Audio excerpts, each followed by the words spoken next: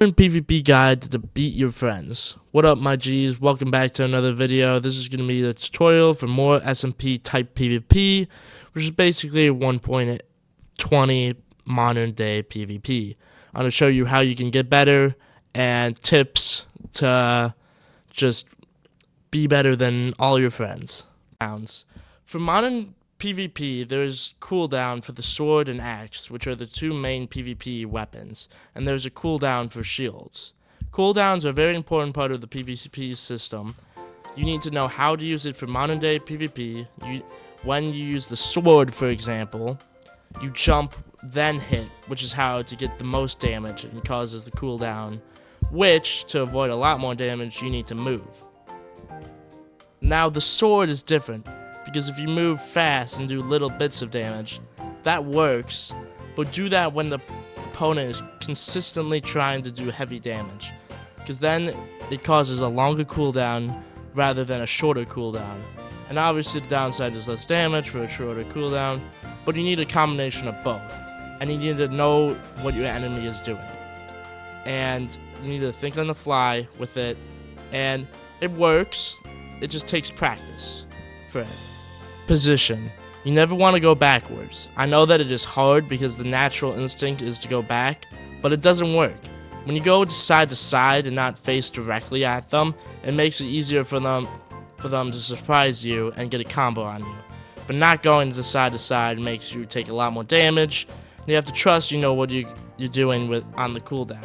It is, like I said earlier, it takes practice, and you have to know your opponent and what he's gonna do.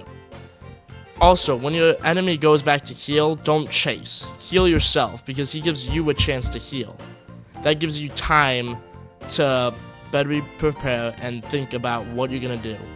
And it gives you just a lot more benefits than chasing after him. The only time you should chase after him if you're in a confined space or you have no time whatsoever and you really just need to get the kill right there. And it's situational.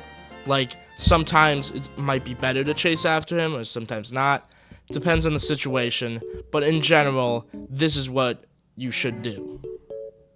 Ender pearls are very important to know how to use. The strategy to use them is to get your opponent to see your ender pearl in one direction, and then when he falls for it, for you to quickly ender pearl to a different direction. It confuses him and lets you recover easily, and it lets you just recover, gapple, and all fun things, and get ready.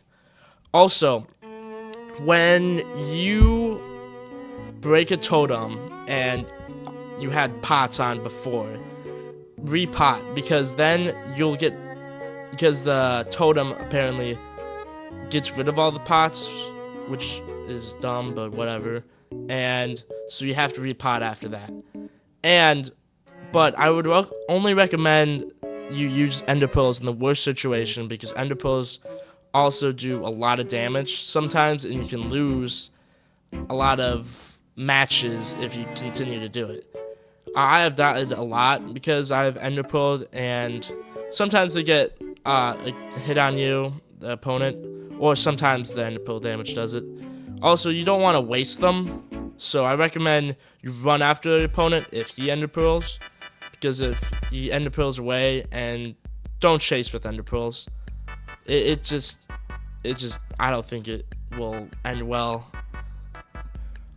Axe and shield. I've mostly talked about sword PvP, but this is axe and shield. Now, the most important thing about this is cooldowns. It is very hard to do this because you need expert timing and precision. And axes have a longer cooldown than swords. And shields also have if your opponent breaks your shield with their axe, it has a cooldown, which is a long time. So you have to be really expert on your timing and precision. When you break his axe with an axe crit, you need to next move should be to give another axe crit, and you have to time it right, because he has a better advantage of critting you than you attacking him. And you have to keep doing that. Axe fights, in my opinion, don't last as long because axes do more damage, and they're more complicated than sword fights. Axe fights are a lot harder to do because they do so much damage. And you'll only get a certain amount of times to actually do damage to him, so you have to take every opportunity. And shields make it harder, but axes is just a really hard situation, or at least for me. I honestly prefer the sword because it's a lot easier to understand than axe. And that's just in my opinion.